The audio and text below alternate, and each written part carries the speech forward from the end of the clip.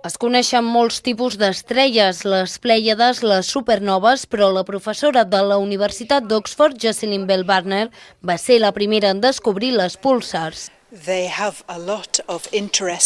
Aquestes estrelles són molt importants perquè són molt petites i molt denses. A més, tenen unes característiques extremes. I així sona una púlsar.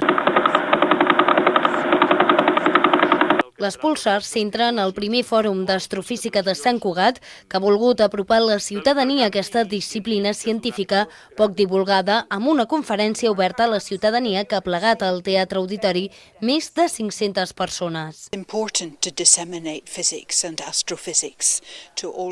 És important comunicar i difondre la física i l'astrofísica al públic general. Crec que amb aquesta reunió, on hi ha la conferència dedicada al públic general i una setmana de discussió d'astrònoms professionals, on debatran temes científics, és un bon exemple d'acostament a les persones. Durant 5 dies, Sant Cugat es converteix en l'epicentre internacional de l'astrofísica i punt de reunió i debat d'experts en la matèria.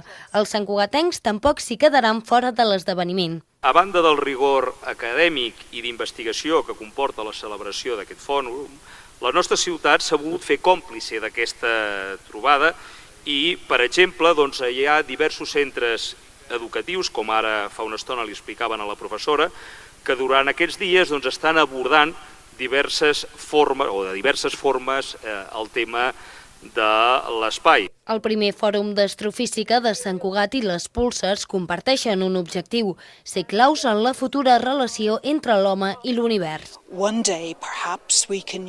Algun dia potser podrem usar els púlsars com a focus per navegar a través de l'espai.